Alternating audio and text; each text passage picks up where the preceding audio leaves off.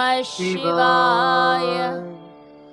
ఓం నమః శివాయ. ఓం నమః శివాయ. ఓం నమః శివాయ. ఓం నమః శివాయ. ఓం నమః శివాయ. ఓం నమః శివాయ. ఓం నమః శివాయ. ఓం నమః శివాయ. ఓం నమః శివాయ. ఓం నమః శివాయ. ఓం నమః శివాయ. ఓం నమః శివాయ. ఓం నమః శివాయ. ఓం నమః శివాయ.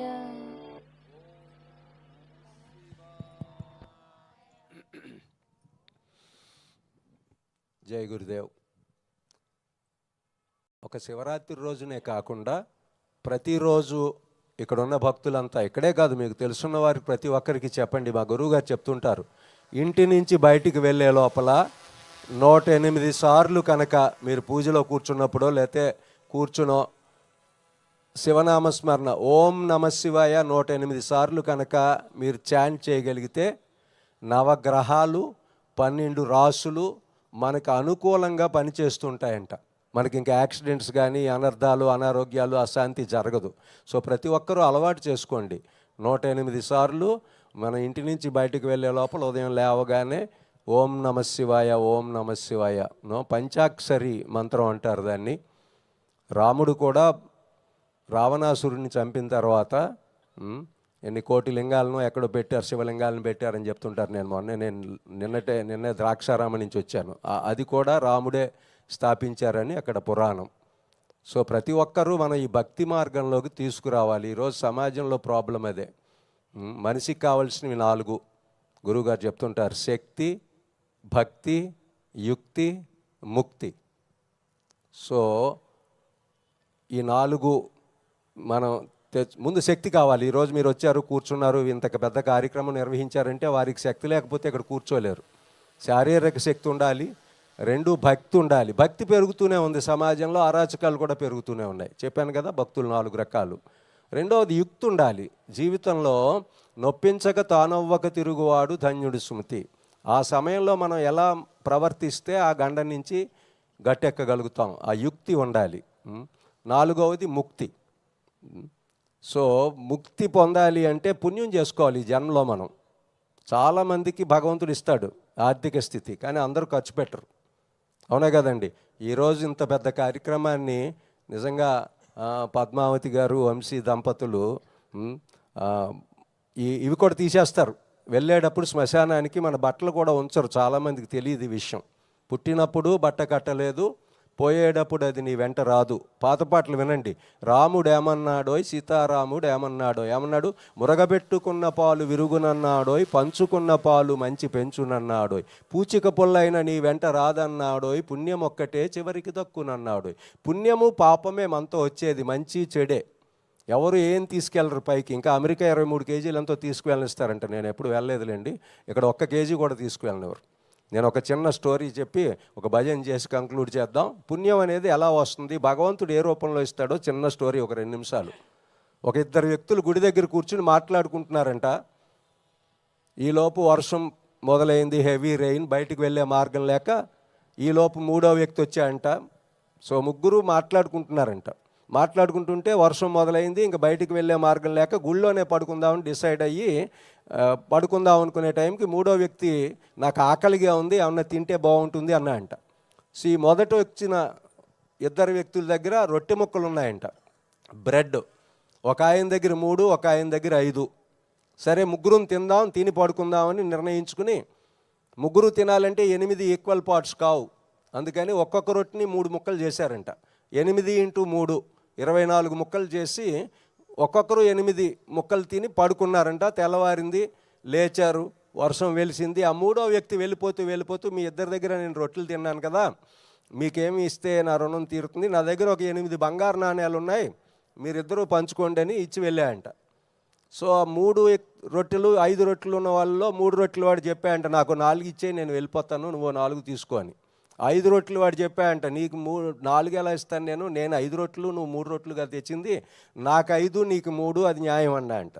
సో వాడు ఒప్పుకోలేదంట, మీ ఇద్దరూ పంచుకోమన్నాడు తప్ప నిన్ను 5 నన్ను 3 తీసుకోమనలేదు కదా అంటే ఇద్దరికీ ఆర్గ్యుమెంట్ వచ్చింది. సరే మధ్యలో వంశీ గారు లాంటి ఒక మధ్యవర్తి దగ్గరికి వెళ్ళి, ఇది సమస్య అండి, మీరేం తీర్పు చెప్తారన్నారంట. సరే నాకు ఒకరోజు సమయం ఇవ్వండి, నేను రేపు తీర్పు చెబుతా అన్నారంట. ఆ రాత్రి పడుకున్న తర్వాత ఆయనకి వంశీ గారికి భగవంతుడు ప్రత్యక్షం అయ్యాయంట. ప్రత్యక్షం అయ్యి రేపు ఉదయం ఏం చెబుదాం అనుకుంటున్నావు నువ్వు తీర్పు అని అడిగారంట. ఏముంది స్వామి, 5 వాడికి 5, 3 వాడికి 3 ఇద్దాం అనుకుంటున్నాను, నాకు అది న్యాయంగా ఉంది అన్నారంట. అప్పుడు భగవంతుడు చెప్పాయంట, అట్లా ఇస్తావు, 5 రొట్టెలు ఇచ్చిన వాడికి 7 ఇవ్వాలి, 3 రొట్టెలు ఇచ్చిన వాడికి 1 ఇవ్వాలన్నారంట. అదేలా స్వామి అంటే అప్పుడు భగవంతుడు చెప్పారంట, 3 రొట్టెలు తెచ్చిన వాడు ఎన్ని ముక్కలు చేశాడు, దాన్ని 3 3 9 ముక్కలు చేశాడు, 9లో 8 తినేశాడు వాడు, బయటకి ఇచ్చింది 1. ఈ 5 రొట్టెలు వాడు 15 ముక్కలు చేశాడు, వాడు 8 తిన్నాడు, 7 ఎదుటి వాడికి ఇచ్చాడు. సో ఇచ్చుటలో ఉన్న హాయి వేరు ఎచ్చటను లేనే లేదని చిన్నప్పటి నుంచి పిల్లలకి మనం ఈ ఇచ్చే గుణాన్ని అలవాటు చేయాలి. మనం తీసుకునే గుణాన్ని అలవాటు చేస్తూ ఉంటాం. ఇచ్చే వాళ్ళలో ఉన్న సంతోషం తీసుకున్న వాళ్ళకు ఉండదు, అవునా కదండి? ఈరోజు చూడండి, అందమే ఆనందం, ఆనందమే జీవితం అకరందం. మీరు చూడండి, ఈ స్టాఫ్ని చూస్తే నాకు ఆశ్చర్యం వేసింది. వీళ్ళంతా చూడండి, రాత్రి నుంచి ఉదయం ఎన్నో so much they might have struggled. మేము హాయిగా అప్పుడు పడుకుని ఫ్రెష్ అప్ అయి వచ్చాం, స్టిల్ ఎనర్జీ, అదంతా శివశక్తి. సో మనం అందరినీ కూడా ఈ భక్తి మార్గంలోకి తీసుకొచ్చి ప్లస్ సాధన చేయాలండి. ఈరోజు ఆరోగ్యం లేదు, మీరు ఏ హాస్పిటల్కి వెళ్ళండి, ఖాళీగా ఉంటే నాకు ఫోన్ చేయండి. ఈ శరీరం దృఢంగా బలంగా ఆరోగ్యంగా ఉండాలి, మనసు ప్రసన్నంగా ప్రశాంతంగా ఉండాలి. కానీ మన జీవితాల్లో, మన పిల్లల జీవితాల్లో ఏమైపోయింది, శరీరం ప్రశాంతం అయిపోయింది. No physical exercise, no physical strength. మీరు any corporate school or college play ground ఉంటుందండి, అది వారి తప్పు కాదు, వారు 1 గంట ఆడిస్తే మనం పోట్లాడతాం.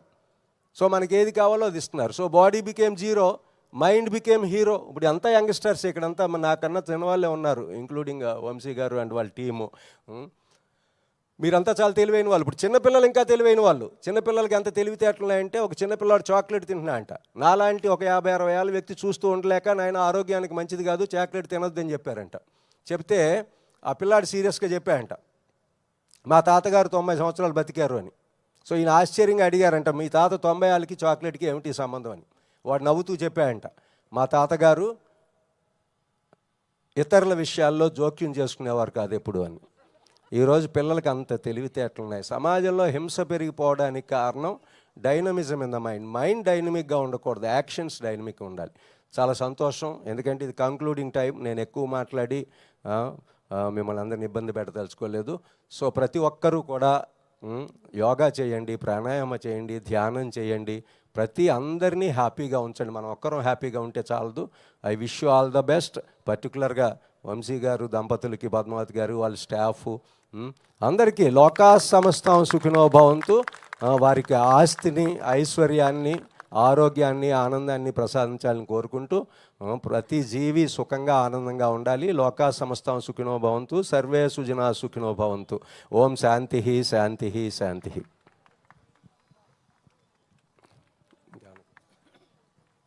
చాలా సంతోషం అండి. జాగ్రత్తగా వెళ్ళండి. ఇంకా ఏమైనా ఉన్నాయమ్మా? ఇంటికి వెళ్ళేటప్పుడు మన జాగ్రత్తలో మనం ఉంటే భగవంతుడు మనల్ని కాపాడుతాడు. గాలిలో దీపం పెట్టి భగవంతుడిని రక్షించమంటే రక్షించడు. సో మాకు ఈ అవకాశం ఇచ్చిన ప్రతి ఒక్కరికి, ఈ కార్యక్రమం దిగ్విజయం చేసిన ప్రతి ఒక్కరికి శివుడు ఆశీస్సులు ఉండాలని కోరుకుంటూ, జై గురుదేవ్.